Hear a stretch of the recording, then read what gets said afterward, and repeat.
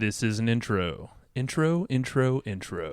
Hustle and Flow Chart with your boy, my boy, Matt Wolf and Joe Fier. Hey, what's up, everyone? Welcome back to the Hustle and Flow Chart podcast.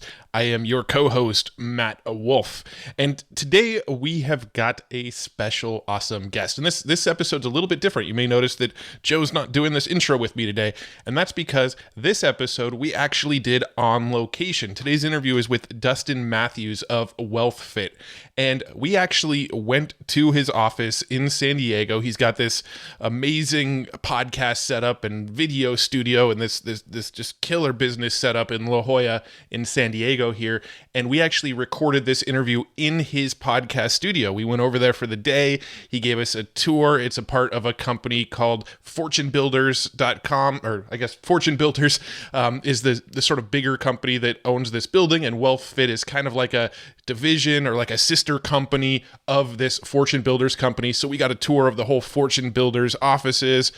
We got to check out his video studio, and then we got to go and record in his podcast studio on his show, and then also we did an episode for our show.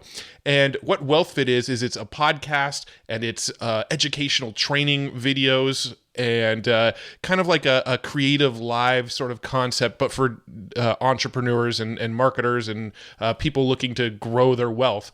And we got this whole tour, and we got to sit down and have a conversation with them. And in this episode, we talk about things like growing a podcast, running a business around creating training content for people, partnerships and how to have successful partnerships.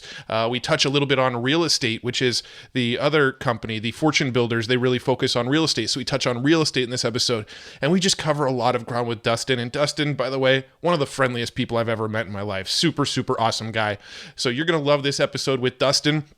Before we jump over, I want to tell you, you can grab the notes for this one. If you go to hustleandflowchart.com/comp, C-O-M-P, you can gain access to the notes for this. And I'm not talking about the show notes where we kind of tell you what's going on. I'm talking about we actually hired somebody to take notes on all of the points from this episode. So all of the little tactics and strategies and processes and tools and resources and all the kind of stuff that he talks about in this episode, you can actually get for free over at hustleandflowchart.com/comp. We put together this little note cheat sheet for you, but it's only available for a limited time. You got to grab it within kind of the week that the episode comes out, and then it gets sort of locked up into our vault. Now, if you want to get access to all of the backlogs of the episodes and you really want to support this show, you can get all of the backlogs of the notes. You can get access to our private community. We do bonus training all the time with past guests from the show. We do live Q&A calls. We do all sorts of just amazing benefits for a very, very, very inexpensive price tag. And you can get all of that over at egpletter.com. That's how you can support the show. That's how you can get access to the vault of all of our old notes, all of our old EGP letters, the community, all of it for super cheap, egpletter.com. And then again, if you want the notes for this episode and you act quickly, you can go to hustleandflowchart.com/comp, get access to the notes from today's episode, and lots of good stuff there. All right, let's go chat with Dustin Mathews. Dustin, welcome to the show. Excited to be here. At your show. Excited to be where you started. Yeah. So we're currently sitting in Dustin's soundproof box, basically. This thing is epic. I mean, just Matt and I were just nerding out, looking at it. We're like, wow, there's even AC vents in this thing and LED lights. It gets hot in here, though. If I don't crank the air out there, it will bake in here. So yeah. So, I'm sitting here looking around trying to reverse engineer it. Like, can I build one of these in my garage? This is how Matt's brain works. you need a lot of felt. Yeah, I know. My brain, I'm like, no, have someone else do it. It's like, I want to build it. So this is a cool, interesting podcast because, we're in your studio. We're like, wow, this is out of our environment a little bit here and our normal flow, but it's really cool. Yeah, mix it up, right? Yeah, and you just gave us a tour of the entire building here. And so Wealth Builders is part of Fortune Builders. Fortune Builders and Wealth Fit. So many fortunes around here. That's right. It's just fascinating, and Matt and I were just nerding out on the sheer size of your team and kind of your background and your transition into this thing has been probably very unique. Totally. So we'll get into that too. Absolutely. But let's get let's step back a handful of years. Because we have a lot of mutual friends too. So it seems like you've had a lot of paths. For sure. So what led you to this point? Oh, it's funny. I was thinking about Chris. Yeah. Chris Kremitzos. You brought him up earlier, and we met face to face through Chris. And so Chris, I went to work for, if you will. I volunteered when he was running a public access TV show. And so I was like his director of talent, or I forget what the official title was. But basically, I was the gatekeeper. And I'd get the great opportunity just to go to guys like you, people that were in town in Tampa, and say, hey, do you want to be on TV? Now, it was, public access, but still, it's like, oh, yeah, the spotlight. And that's before like this proliferation of, video and, in your pocket. Yeah. So like getting on TV, even public access TV, was like a cool thing. And so I'd go around and I'd ask people, and I was an affiliate manager at the time, and so like, what a great way to build connections. You want to be on TV? Sure. It's the best. Right? Yeah. And so that's how we got started. But kind of fast forward from that, I had read Rich Dad Poor Dad and got super excited, thought real estate was going to be my jam, and it wasn't. Along the way, I discovered direct response marketing. I read a Dan Kennedy book, and I became hooked because I was a nerdy, introverted, techie guy in school, and I thought I was going to be a network administrator. And I read that book, and I'm like, oh, okay, real estate, that sounds cool. And then I found marketing. I'm like, whoa, we can put words on paper, in print, we can put it in an email, in a podcast, and we can get people to do stuff. I had never taken psychology or marketing in school or business. And I became hooked and fascinated. And so that became my passion, just studying marketing and what makes people make people tick. That's interesting, because I think the Rich Dad Poor Dad book was the first book that I ever read that was sort of that business sort of investing kind of world. And I think Joe and I both read that book, and that sort of led us down this path of, all right, how do we stop working for other people? Oh, it was back to back. We both read it within, a week of each other. Yeah. And we're like, oh my God, we're doing it all wrong. We're just renting our time out by the hour. We're wasting our lives. We need to be an owner of an investor. So what did you do with that direct response knowledge that you started to learn? How did that translate into the entrepreneurial world? Yeah. So what ended up, I read Rich Dad Poor Dad, and I went to an investor club where real estate people were hanging out, and I went up to the club, and I was so nervous and intimidated. It seemed like what I think the New York Stock Exchange is. People were yelling all these terms. I got a 3-2 block and like all these real estate things, and I'm like, man, everyone looks like what they know what they're doing here. So I retreated to the vendor area, and of course, in the vendor area, people want to talk to you. Inside that room, no one wanted to talk to me because I had no deals and I was green.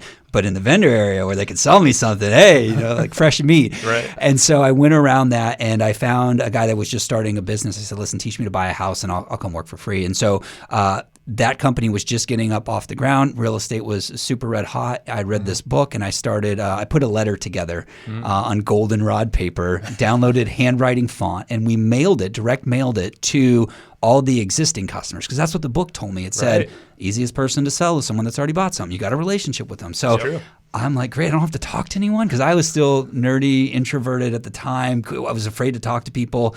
So I crafted this letter at this company, and I put the salesperson's phone number on it. Now, as soon as we mailed that letter, like that salesperson became my best friend. She has no time of day for me before, because I was like not beneficial to her. But as soon as we mailed that letter and her phone started blowing up, like I was her best friend. I'm like, holy crap, like we can send a piece of mail and people will call, and like I have this magic. I can do that. Like I can make that. And I became hooked ever since. So my whole passion had been at that company helping fill seminars and growing that business. It went on to be Inc. 500. The challenge was I was working for somebody else. And so even though I read Rich Dad Poor Dad and was excited, I was like, okay, I got to go and do this for myself. And so I stumbled into a mastermind group where all of these speakers, primarily in the real estate space, were a part of. And so when I was there, I was volunteering. Yeah. They said, listen, we need to monetize this.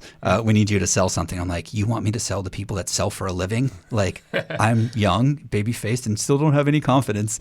And so I did. And I sold them marketing stuff, because what would happen is these folks, these speakers would come, and I would be responsible to market them. However, they would give me no material, no sales letters, no nothing. And so I'd have to like scan the internet, finding like some like 1999 version of a web page with some copy on there and fashion that into like a sales letter in a short time. And so I was grateful for that opportunity, because I got to test and do things really quickly in a chaotic environment. Yeah. And so that's what I did with the direct response.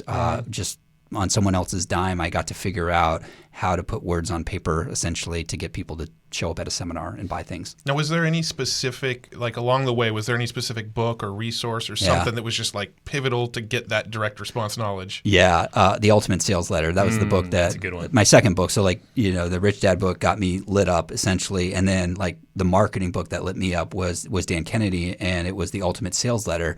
And so from that, one of the things that I think a lot of people should do is if they want to get good at copywriting, which I think every business owner should at least understand it at a high level, I would sit there and rewrite sales letters by hand. And so, like a 12-page sales letter printed and on a document is not the same when you write it out by hand. It actually takes like triple or even so it'd be like forever. A 50-page, and it would take forever. But I learned so much doing it, and so. Well, do you start to find patterns and yes? So this sales letter and this sales letter and this sales letter, they all had this same kind of wording of this sentence here, and you start to see these patterns and realize, oh, okay, there's something to that.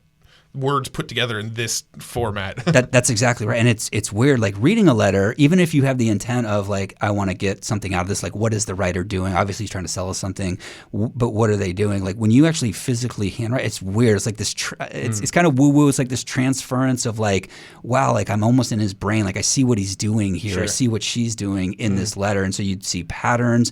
You'd see how the arguments were constructed. He put this earlier, she put this earlier to set this up. And you don't get that passively as much, I should say.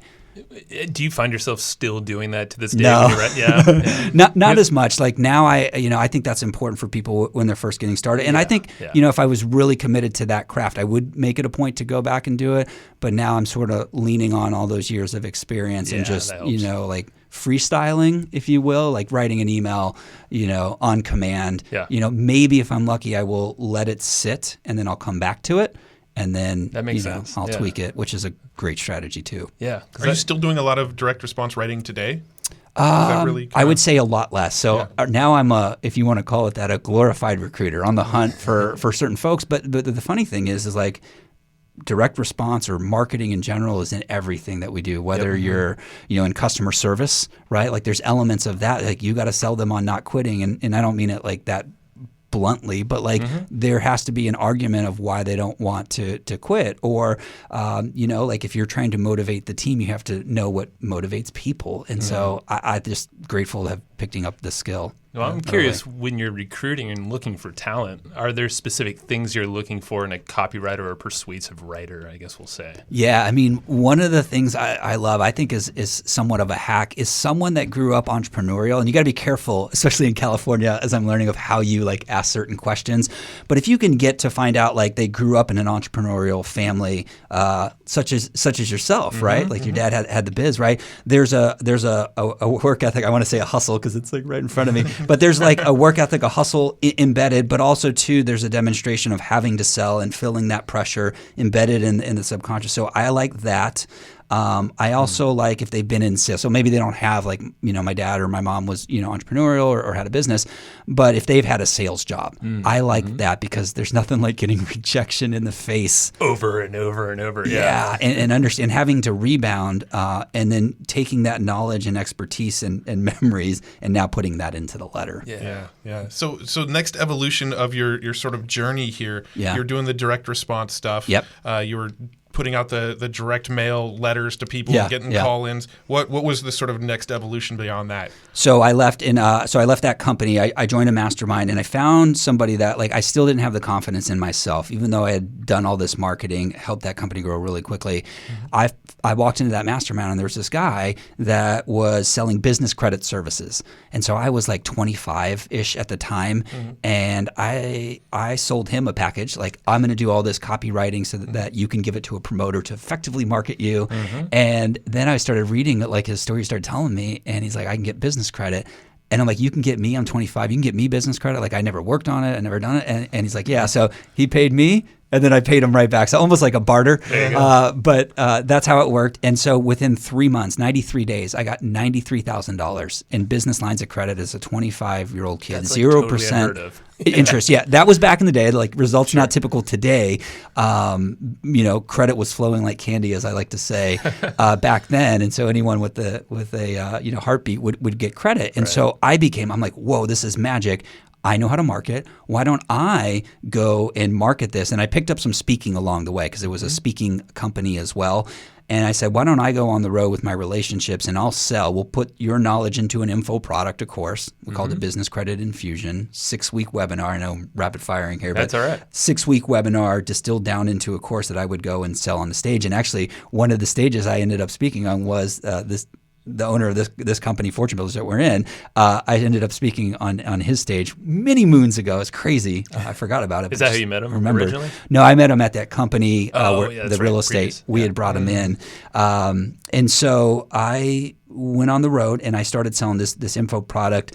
But that was really, I want to say, relatively short-lived, 2 to 3 years, because right at that time, the guy that had founded the original company I had worked with, this real estate investing company, he was going through a hard time. He was going to have to file bankruptcy. The market had turned, and so he's like, the chief ultimate sales guy. He's like, hey, you were like kind of good, at the last company, like in your marketing. And he's like, you should be the next Dan Kennedy. I'm like, oh, that sounds cool. Like, yeah, he's a mentor. That sounds great. And so he's like, all right, I'll bring the speaking, you bring marketing, and we'll put on an event. And so we did, and it was called the Speakers Makeover. It wasn't like the best name, but we got 93 people to show up in a room, and we sold one product at that event. We did things the complete wrong way despite knowing everything to do, but it was like in a new niche, a new vertical. So we're like, we forgot everything for some reason. But we sold one product at $25,000, and out of that a company was born that I ran for 9 years. Wow. Yeah. Wow. Okay. So it's interesting because I'm seeing like the correlation through your evolution in business. It seems like you've always had someone around you to kind of push you to always up level your game. And it's kind of like what we were talking about. You were giving us a tour of the whole office here. 5 stories or something. 4 like that? stories. 4, yeah. Yep. And it's just like, and like you were saying, like I'm kind of just like tossed into here, and it's a whole different environment, larger team. And you're kind of finding your place, but it's allowing you to up level quickly, it sounds like. Yeah, I think people for sure are an important part of the equation. And I also think anytime you can insert yourself into a chaotic environment, it is powerful. So that the first company we were talking about, we did a seminar at one point like every single day, even on weekends. So whether it was a boot camp or teleseminar or webinar, like there was something always going on. So I had to get good quickly. I got to test quickly, essentially. I got a lot of data. Then kind of a stint I didn't describe in here is I did these online product launches when Jeff Walker, when that was all the vogue. And so I sort of got passed around in the real estate space because I had these relationships and I took a liking to it. And so I did a bunch of product launches. Well, product launches are like a 2-week, run as fast as you can and hope to keep up. And I remember staying up late at night, but like out of all of that, like I learned so much so quickly. So I think it's who you surround yourself with. You got to have a great team or people in your life. And if you can put yourself into these crazy, chaotic situations, especially early on when you've got a lot of energy and maybe not a lot of obligations, you learn so much so fast. Yeah. So the company that you're working for 9 years, or that you ran for 9 years, what was that company called? It's called Speaking Empire. Speaking Empire. So why is that company, why aren't you with that company anymore? It was weird. I would go to mastermind groups and I would have people come up to me and say, hey, Dustin, I support you if you want to leave. And I'm like, what? Like, I founded this. I'm not an employee. Like, this is my baby. And I was like, I just wasn't ready for that sign. So I just let it go and I just put a smile on because I didn't know how to respond. And what ended up happening, so I got those signs. What ended up happening was my grandmother had passed, and it was weird. I hadn't planned on doing the eulogy. I didn't do the eulogy. They just asked for people to get up and speak, and so I did. And I just got up there and just shared from the heart. And I felt like in that moment I could see like I was saying words, but like I could see myself looking down, and the thought dawned on me. The question dawned on me: do I want to be on this path? And so I asked myself that question, do I want to be on this path in 5 years? No. Do I want to be on this path 3 years? No. Do I want to be on this path 1 year? crap. No. Wow. So that means I had to do something about it. So I talked to my wife, she's amazing, and she knew I should have left like 3 years before. And so I came to the decision, really, I wasn't growing as a person. I was stagnant. Life was easy. Money was coming in, but things were just too easy. But I was like dead inside, and it was autopilot checked out. I wasn't growing. I didn't like, I loved the game, but like I just lost that fire. It was too repetitive after a while. Yeah. Like. And it was too nuts. It wasn't system. And I know you're big on it wasn't system. It was a lot of creativity, which I'm more the creative. So it allowed for that, but I wasn't building an asset. And I'm just like, man, I put my time in here. And so I had the conversation, and they bought me out. And I took time off and spent it with my boys, and then That's cool, found out about WealthFit. So, well, it sounds like your wife's amazing too. For actually, she is. Like 3 years. Because Yeah. I know, like, we both have very supportive wives that have seen so many iterations of our business. Amen. And they're like amazing women. Yeah, I'm like, thank you for not letting me quit. Like when I was just starting and we were making no money at all. But like you said, that's the time where we're building relationships. We have a lot more energy, less obligations. Ideally, no kids at that. For us, we didn't have kids at that Me either. time. Yeah. So it helps a lot. And now, like I know you had Roland on your podcast, WealthFit, and you guys talked about the Dream 100 thing. He told us about that too. Yeah. Great episode, by the way. So Thank you. You guys listening, we'll It's link all it up in rolling. the show notes. Yeah. Hey, either way, man. But it's the people you know. I mean, this is what I'm relating it back to. You're always able to up-level yourself in some way. And you never know where you're going to. So Roland was a client at Speaking Empire, and he walked into the. I remember in a bomber jacket, a leather jacket. I'm like, who is this guy? And then eventually he kept popping up on the radar, and he's been doing things. So you just never know the relationships you make early on, where they're going to lead to. So, I know you did a lot of stuff with Chris. So, Podfest Chris. So we had the mastermind here in San Diego, which is where we all kind of connected. Yeah. And Chris is just a super cool guy. So we had him on the show too, and everybody's like, "Oh, dude, this guy," with events. So you said you found WealthFit then, because you were in Florida for a long time. Yeah. So what got you to? How did that happen? So my wife is amazing, and sometimes Roland actually taught me how to frame this the right way. But trying to remember that I had a business coach at the time telling me to do the same thing that my wife was telling me to do, but she was too close. And so Roland says I ran it by her first, and then I talked to my business coach. But the truth is she was too close. I wasn't ready to receive. So I had a business coach, even though I wasn't in business anymore. And he's like, you need to make a list of all the people and just call them. And so after enough, pestering, I did it. And so my son had a chalkboard, and on the chalkboard, I wrote all the names. Now, some of these names I really wanted to call, and some are like, I don't want to call it. So you could see my list. I do a line through, I would be skipping. It wasn't like I'm just going to start. Question mark. Yeah. And so I did all these calls, and I was blown away because, sometimes when you run things, at least how I was running Empire, I became real inward and focused, and I didn't do the thing that lights my fire, which is connecting with people, building relationships. I sort of went inward, and I started calling these folks, and I was just blown away at what people were up to. And so I called Andy Proper in Hawaii, a guy that I'd met at a big seminar, Armin Morin's big seminar, way back in the day. Sure. And he was a young buck back then, me too, and Justin. And they told me about WealthFit, and they were primarily focused in the real estate space. And I said, listen, I've done the real estate info thing. It's just not my thing. I think I want to go into Silicon Valley. I want to go build something to sell. I want to exit, and I want to do it in 3 to 5 years. And so I told them that was my thing, and they're like, well, listen, we're in real estate right now, but we have this desire to teach and help people in money and personal finance, in other forms of investing, and in entrepreneurship, which really lights my fire.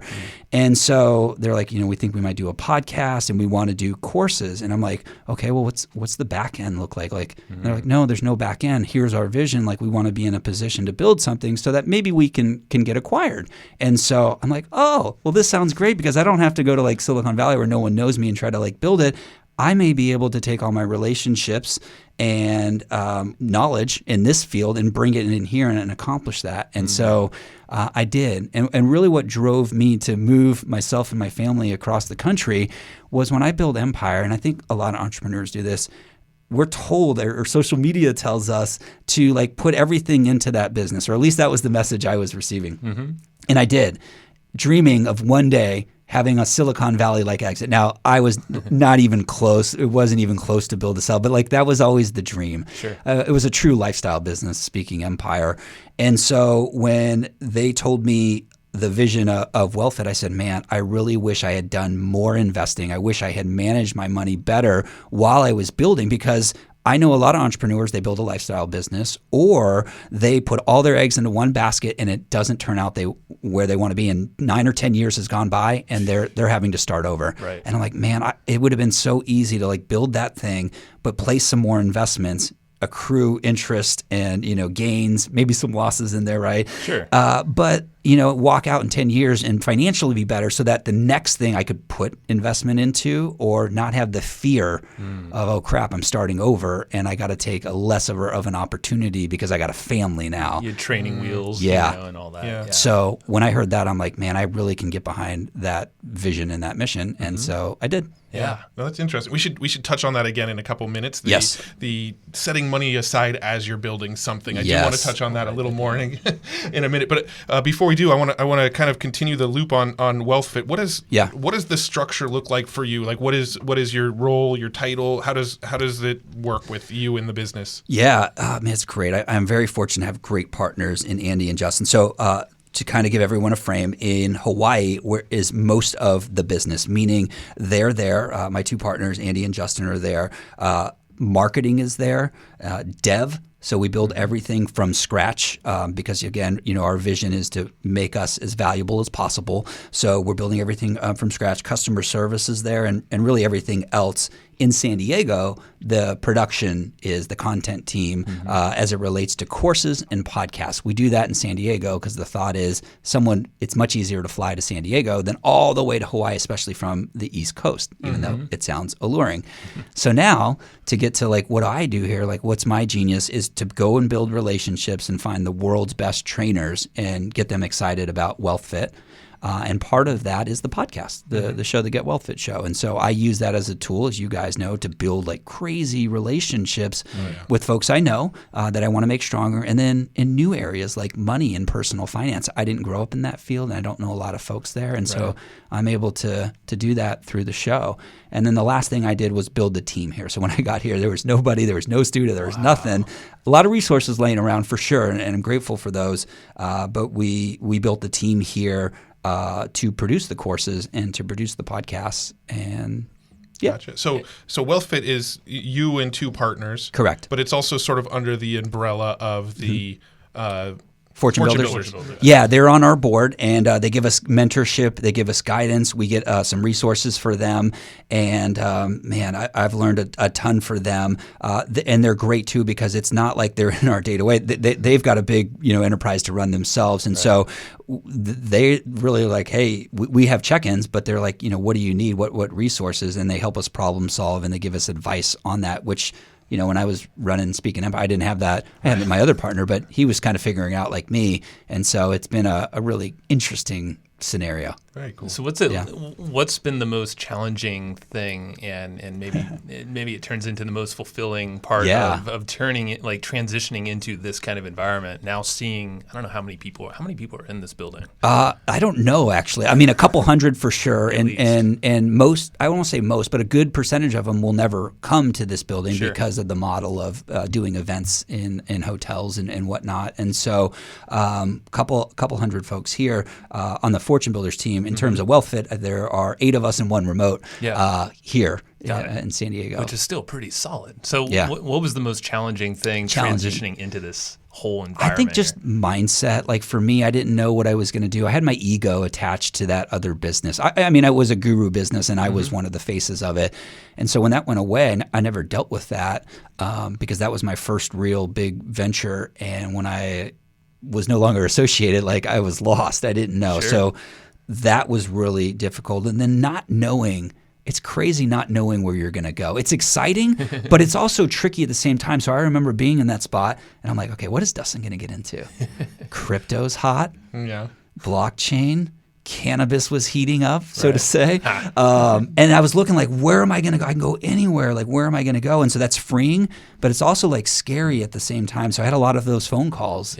And I think it was just my own headspace and being detached and just having faith that it would work. But it's sometimes tricky when you're there and you have nothing and you've got to start over. And I hadn't done that for 9 years. Yeah. That I would say was the harder part. Everything else is tactical and whatever. I could totally relate too, because I had a business, the WordPress Classroom. I actually partnered with somebody else. We rebranded it as Learn to Blog. We ran that for like 5 years. Yep. And then he bought me out on it. And then I had this sort of like crisis of like, who am I? What do I do now? What's my role in this world? Because I was the face of that company. My partner was the behind the scenes guy. I was the face of the company. Yeah. And I left the company, and he was going to run it and find somebody else to be the face of the company. And it was the weirdest thing. I did the same thing. I think I took about 6 months off where I just That's went. what I did. Yeah. I started my podcast, one of my first podcasts in that window, knowing it wasn't going to make any money, and just go like, let's see where this takes me. And it all worked out. But it's almost like one of those times you gotta let the dust settle a little bit and figure out what you truly want. So, like, in addition to reaching out to folks, like, were you asking for feedback and kind of their insight, or were you searching for opportunities? Yeah, that's funny. I hadn't realized that, but yeah, I was. I was asking people like what they thought, what connections, what they knew me for, where do they think I should go. And I was very pleasantly surprised that the community opened up. People that I sort of had like surface relationships and connections with, they knew about me, I knew about them. Somehow I would get the nudge to call them, or I would just email them and see if they'd be open to it. And they were, and there were a few folks that I was just surprised. I'm like, wow, like we know of each other, and they would give me feedback. And so I was real grateful for that. Yeah. The other thing, like, some people were like, like, hey, you got to come over here and you got to get into it. And it was tricky because like I wanted to, but I also wanted to make sure it was the right move. I didn't want to make the same mistakes again, and I wanted a new fun challenge. Yeah. So between being in a business where you're kind of like one of the faces of the business, everybody knows you, and kind of being a little bit more behind the scenes. Yeah. What's your preference now? What is your thoughts between the two? I like being behind the scenes because I am really I do like the spotlight. I come from the speaking world, so there's always that drives. But I also like to retreat to the cave. And knowing that my next vision, right? I am in the cave right now. My next vision, I just for some reason in me, I want to be a part of something that sells. I want to be part of that conversation. I just want to see what that looks like and taste it and feel it. And so for me, what I did at Empire was very personality driven, and know that things that sell for a nice chunk generally don't have a face attached to it. Those are the harder things to sell. And so we're real conscious that this isn't going to be a face business. We're building the brand WealthFit, and yes, I'm the host of the show, so I get a little taste of that. So I do get a little spotlight because I'm the host of this show, and that helps me in recruiting and build some cred and brand. But also at the same time, being behind the scenes is pretty darn cool too. Yeah. So what does your day-to-day look like? Yeah. I mean, the podcast is in there, of course. Yeah. But there's a lot of other things you're doing. Yeah, for sure. So everything from researching folks that are in different spaces, there's a need for us at WealthFit for a certain course.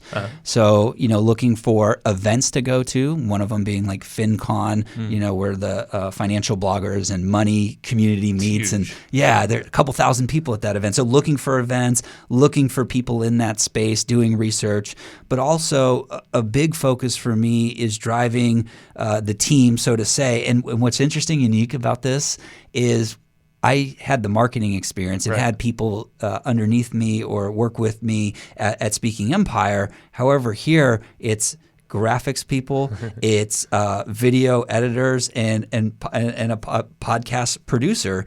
And the funny thing is, I am clueless in all of those areas, and so I can't meddle, which is great. I can't say, oh, that video cut is bad or that graphic looks weird. I can't do that. That's not my skill set. So building the team and then putting the culture in place and building this community, that's what we've done. That's what I do on a day-to-day, and making sure that the quality is great. Yeah. So you're kind of overseeing, but more as a visionary, bringing in the elements that you're good at, which is, I think that does hurt a lot of entrepreneurs who have a team, us included, in some things where we do meddle, or we feel like we should have our hand in every little piece. We're like, but there is a time where you got to trust the talent you bring in, you recruit, and then maybe it's more of an overseeing type thing. Yeah. I think the biggest thing I add in here is I've got a coach now, and the biggest conversation that sticks in my head is this idea of accountability versus responsibility. So accountability being like you give someone a task and they're accountable to you or that task to get it done. Responsibility is to sort of say it's like the why of like, hey, we've got this project. Here's our goals for 2019 or this quarter or this week. And here's the why behind it. Here's like the impact it can have. Now, this may sound like a little overly simplified, but like go out and do it, and holding them accountable to go or responsible for going and finding the solution, and empowering them to come up with the answers. Because I don't know what the video cuts are going to look like. I don't know how to put the equipment in the studio together to have the best look. And so when you can create that culture of responsibility where people have a pride in it and they care and they don't feel like they're being micromanaged to a task, then it can be light years. And I've experienced that in this short time is there's immense responsibility on the team, and they shock me every day, and just proud of them because we've got a great culture. Yeah. So is the idea you bring in somebody and then you basically say, okay, your responsibility is to make sure this happens. Yeah. And then they're on their own to go educate themselves and figure out how to make that happen, as opposed to you kind of hand-holding them and training them on how to do something. Yeah. And you Matt, you bring up a point. When we started this about a year ago in San Diego, the team in San Diego, because Wealthfit's been out longer than that. But when we started the team here in San Diego, it was very much of like, me getting the vision from Andy and Justin and saying, okay, let's go execute on this, and having a picture of what we want, but not knowing like how to get there. And so when we very first started, it was very much that. Now over like a year and some change of creating courses here in San Diego, we've developed processes and systems. And so, but still, even in that, I'm not creating that process and system. It's like, hey, let's go tackle this. Let's figure out, let's learn, let's get feedback. Let's all help each other. And then let's start documenting. And I tell them, I say, listen, this is a startup and growth is good. And I want you to envision that someone's going to be underneath you and you're going to have to train them. And so I'm real conscious to let them know, like, and involve them in all parts and let them know, like, I don't have all the answers. And for some people, that's great. For other people, that's not so good because they want that system. They want that structure. And so I'm real clear, especially in the hiring, here's what it is, here's the opportunity, and you get to be a part of this ride and do it. And so that sets the tone coming in, and they subscribe to it. Now, to kind of reiterate, there is some processes in place that we're starting to execute on. And so now it's like, take those and let's continually make those better. Gotcha. Yeah. How does it work? And I just wrote this down because you mentioned the partners again. And I was thinking, because Matt and I work remote, even though we're just 5 minutes away from each other out of our home offices, but we talk all the time. How does it look like with your partnerships, with your partners, your two partners in Hawaii? That's so funny because I'm interviewing you next, and that's what I was going to ask you guys. So you can still ask that later. Absolutely, for sure, because I'm always fascinated by it because I had some partnerships, and I've learned a lot. So the way it works for us, tactically, is every Monday we're on a call. It's great for me because that call's at 10 and it's like 7 their time. So they get up and we do this call and we set what the priorities are and we give feedback to each other. Then once a quarter, generally they fly up here and we do a meeting where we share with fortune builders and other managers that are here what we're up to at WealthFit. And then we meet for 2 days and we're just actually 3 days. We meet and we talk about company priorities and doing it. And then on a day-to-day, it's a lot of Slack communication back and forth. But that's sort of the rhythm. We know that we have certain things. And what's unique is like, oftentimes now we're at the point where I will only talk to them on Monday. Now Slack is like almost every day. It's kind of like us. Yeah, you're going to be very disappointed in our answer because it's going to be pretty much word. Oh, okay. Answer, all right. But we're 5 minutes away. You're 9 hours away. Slight difference there. Yeah. I want to go back to team building for a second. Because I feel like one of the biggest challenges, even with us in our business today, is this feeling of being comfortable handing off stuff that we know we're good at, but probably shouldn't be doing in our business. So how do you go and find these right people? What are you looking for? If you bring them in and say, okay, it's your responsibility to make sure this is happening. I don't know how to do that. Make sure you kind of understand how to do that. That's your kind of role. What are you looking for in the person that you're going to give that responsibility to, and how are you finding them? Well, I will tell you that we are very fortunate. We have fortune builders resources here to help us, get folks in the pipeline, so to say. at that process, then what I do is I interview them for culture fit, just to make sure, like I kind of hinted earlier, like their background, are they entrepreneurial? Do they have that? And then also I'm real clear to find out like, what's your vision? What's your mission? Like, I always tell them, I say, listen, as much as is my goal to have like no turnover and have you stay here forever, like I realize like that's probably not realistic. And I say, listen, in 3 years from now, you walk out of here, what's going to put a smile on your face? What new skills are you going to want to have under your tool belt? And so I get that answer, and I let them know that right out of the gate from the interview. So what I'm looking for is their drive, their ambition. I also ask them, like, what are you doing to personally better yourself? So I'm looking for reading books or, athletes, it's a strong thing here, that drive to compete. It's a mindset thing there. Yeah. So if that's in there, I'm looking for that as well. And I'm trying to get to like pride of authorship, pride of ownership, and them wanting to grow in some way and be a part of something. That's what I'm looking for. Now, because we've got some team members on board, I don't tactically know how to run the camera. And so like when it comes to after I interview, generally actually it goes in reverse. They'll tactically interview and then I'll cultural fit interview. But they'll go in with somebody on the team and they'll do an interview and they'll explain, here's what day-to-day looks like and here's what we're looking for. So I'm real quick. Like I hired them all in the beginning and I still have my hand, especially on the culture. But now I've empowered the team to take that on. To hire the right folks. Seems to be working. Yeah, because when walking around here, I'm like, everyone looks super stoked to be here. It's very casual, but people are focused too. Yeah. So it's like a perfect blend. I'm like, this is how it should be. Yeah. I didn't see any ping pong tables, so it's probably a good thing. Maybe they're stashed somewhere. There's been talk of that, but there's been crazy growth here that I don't know if we even have room for that. So yeah, probably not. Yeah. That's a good thing. I actually totally forgot what time we started this thing. Yeah, I lost track of time. I think we got like maybe 20 minutes left. 15, 20 minutes left. I want to make sure we're not going forever. Yeah. 3-hour episode. This is our Joe Rogan episode. Exactly. No, so I wanted to touch back on the podcasting and how you maybe some growth levers there and also ways you monetize that. Yeah, absolutely. Let's talk monetize first. Sure. Hold me accountable so we go back to the growth levers. Yeah. I'll remember that. So monetization for us is at its infancy. So the only way we monetize right now sort of directly is we run ads to products or courses, courses on the platform. Got it. So the goal is, right now they're blanket ads. So we have 4 that we're testing that run through all the different shows.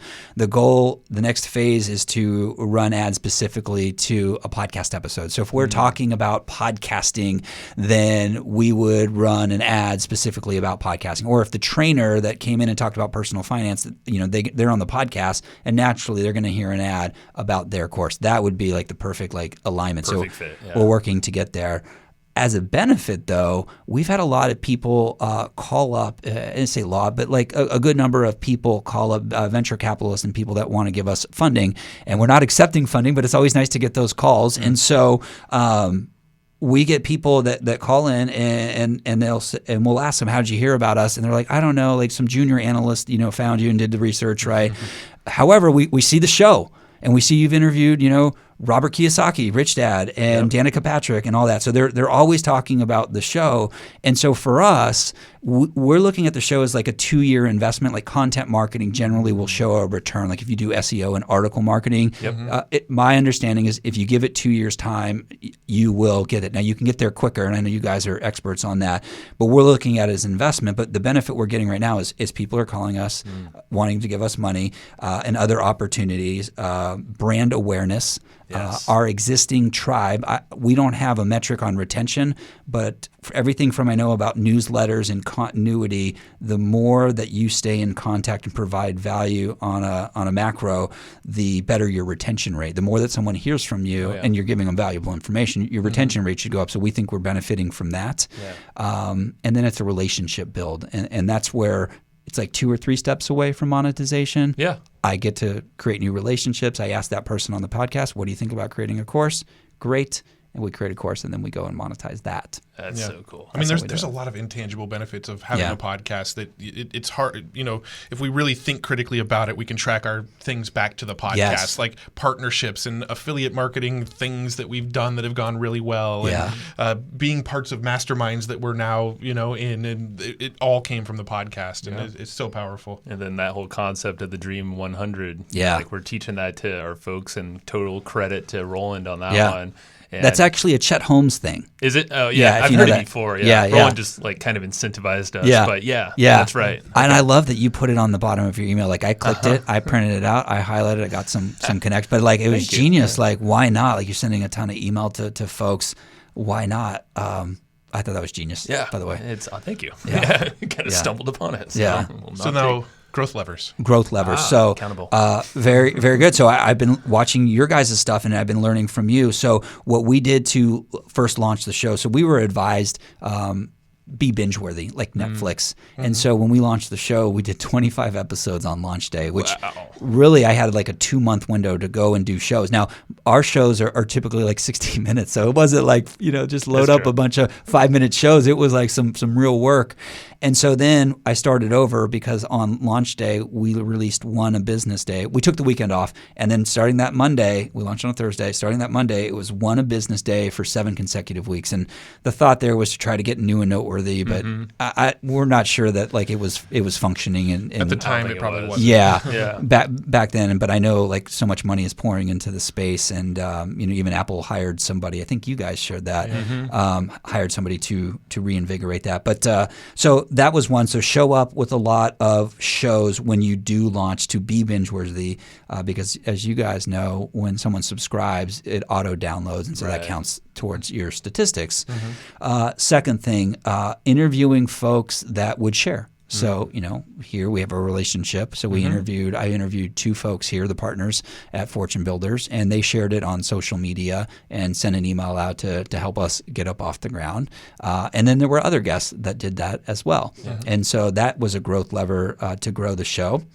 And then I think also making it a conscious effort to get more mainstream names, or names in certain circles. So I was Danica Patrick. I was telling you, and that story is, I saw she came out with a book. I reached out to the book publisher, and they're like, "Oh, we're the wrong people." This is important. I said, "Hey, look, I'm going to be in New York with Danica at an event." Basically, I bought a ticket to go to an event, and she was speaking at an entrepreneur event. And I said, I'm going to be in New York with Danica. Assuming that you're... Right. Like, I love it. It's true. I don't know if she would give me the time of day. So she's like, oh, no, you don't want us. You want Elle. And so I reached out to her, and she's like, can you call in within the hour? And I'm like, yeah. So I'm like, wow, this is happening fast. And actually, let me take a step back. What's funny is I'm a big tennis guy, and Maria Sharapova was there. So I was so focused on Maria for ever, and using LinkedIn and trying to get her candy company exec to get in, and no response whatsoever. And then 2 weeks before the show, I'm like, oh yeah, Danica's going to be there. I should totally try. And I did, and it happened so quickly, which is crazy, when you're in alignment, right? Yeah. So I reached out to her. She got on the phone, and she's like, "Yes, let's do it." I go there. I get to the event. I see her. Who are you? I'm like, "We have a show." She's like, "Oh, I thought we were gonna do that remote." I'm like, "No, I'm here." And I got my football and my podcasting. And she's like, "All right, hold on." And she goes back, and she's like, I can give you 8 minutes. I'm like, okay, I'll take it. It ended up being 12-minute show or something like that. But I took it. And so being willing to get on a plane and connect with people. I also went to San Antonio outside of San Antonio, an hour to a camp that was going on to interview guests. And so being present to the names draw people in. It's like, well, why are they interviewing that person? That was a growth lever for us, and she shared it on social media and went crazy for us. That's awesome. And we didn't even we asked her, but it wasn't. I didn't think that was going to happen. Yeah. So it's never a required thing. With someone like Danica, are you tying it back to investing and wealth and entrepreneurship and all that stuff? Yeah. So I had no idea until I started doing the prep on her. She has so many different things, like a vineyard, not yoga, but like not I don't want to say like spandex, but like clothing. She's got like athleisure. Thank you. There it is. Athleisure. There it is. Athleisure, a vineyard. She's a public speaker. Like that's a business. GoDaddy's sponsoring her. So she's got like 4 or 5 entrepreneurial endeavors. So it was around racing, but more about, how did she handle it? How did she build the team?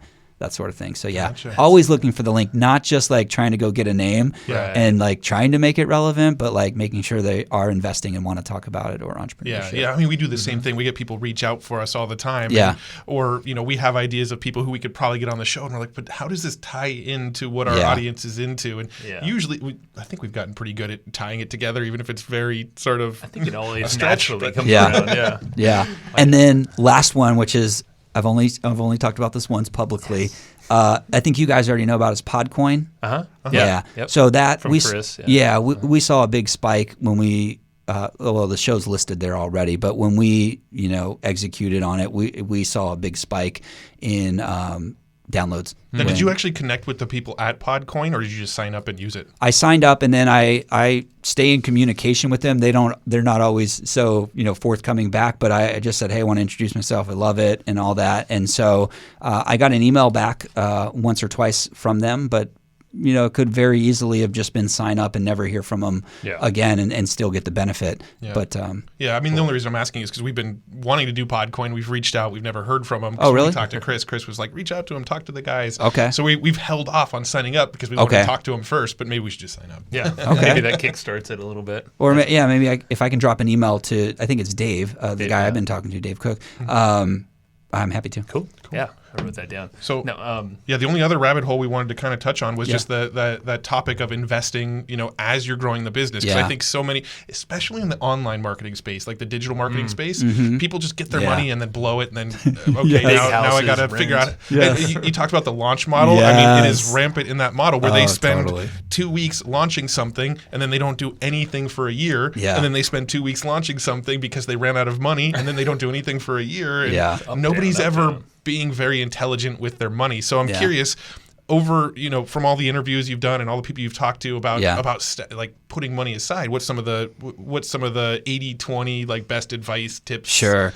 I mean, it's so boring, but it's so true. It's like, especially coming out of the affiliate world and the, launches and prizes and yachts you see in cars with online marketing. It's the antithesis of that, and it's get rich slow. And I'm not saying that you have to, but it's just that mindset of like, stop chasing that quick hit, that big spike, and be doing stuff every day, being consistent on it and being diversified. So I want to add in here too, being diversified in stuff that you're passionate about. And so maybe you're not into oil and gas, great. Don't do it. Like if you're not passionate about to learn it, because you can't just hand this off to somebody. You can't just hire a financial planner to really do it the way you would do. Just like how you guys educate yourself on your business and growing it and educate others, you've got to take the time, make the time and do something that is interesting to you and growing your wealth. And so for me, I like real estate. So I got into some real estate projects, some of it not so good pre-construction.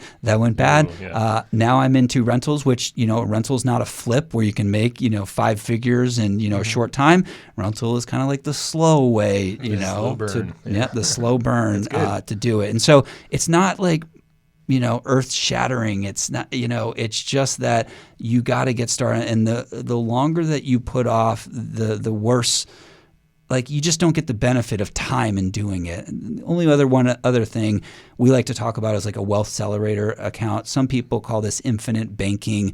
It's basically this idea of life insurance and becoming your own bank. There's a lot of different ways people are talking about this. And so I wish I had learned this sooner. I was fortunate that we had a client at Speaking Empire that was an expert in this. And I'm like, oh, I should do this. And I'm now benefiting from that. And so it's this idea that when you buy life insurance, you're not buying it because like, gosh, if you pass away, like, your family's taken care of.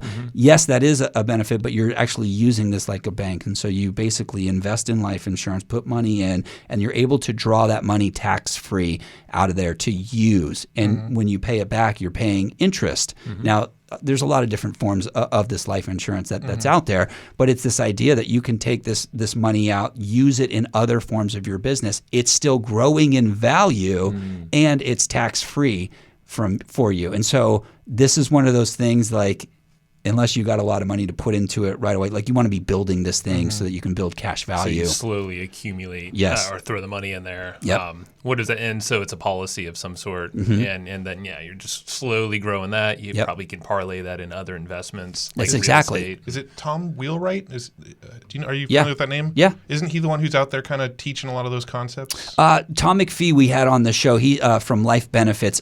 Tom Wheelwright we also had on the show. He's a rich dad advisor. He is a tax expert. So he might talk about that, but he's generally known on the whole of like, well, how do I use that vehicle combined with real estate, combined with everything to make sure you're building what he calls tax-free wealth. Okay. Like Yeah.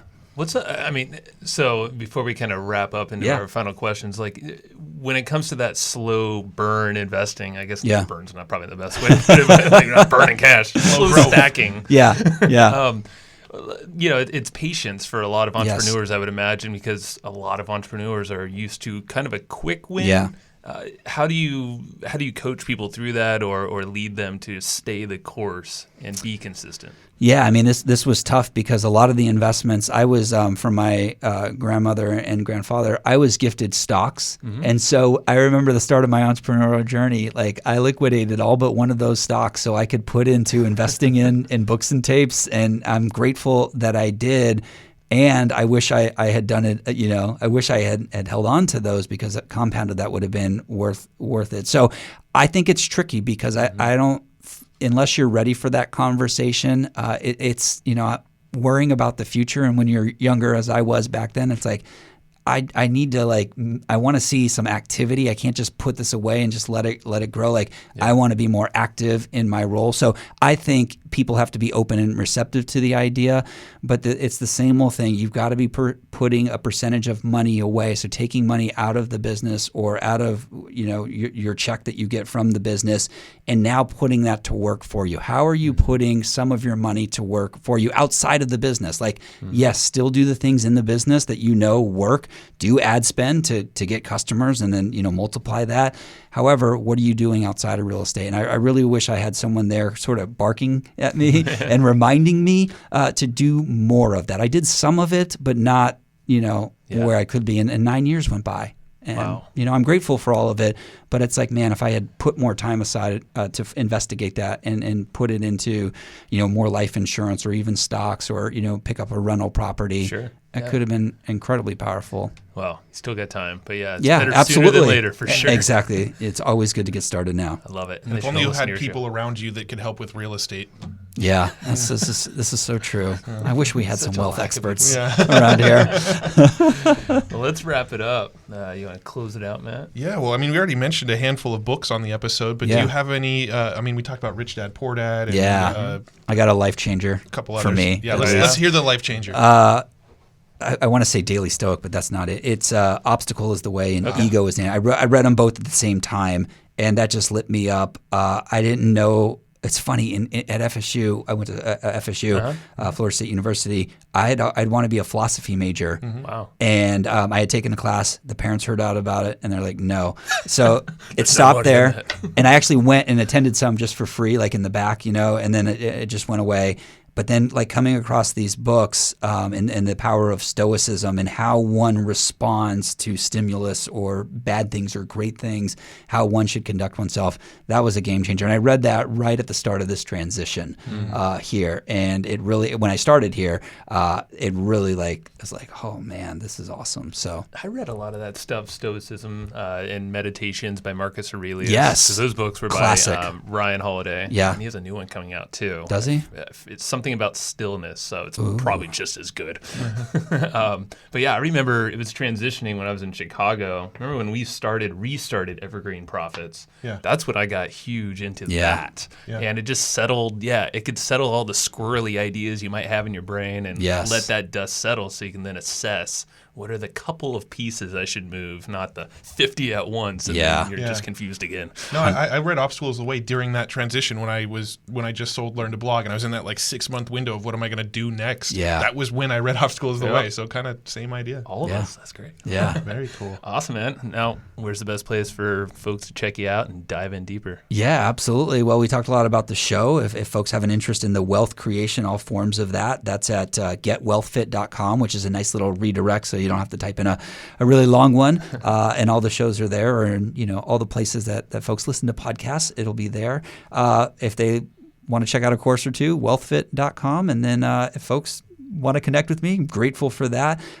Sort of my favorite social media flavors of the month are LinkedIn. That actually, I don't get a lot of people that reach out to me on that, which is a way to get a hold of me if that's what you desire.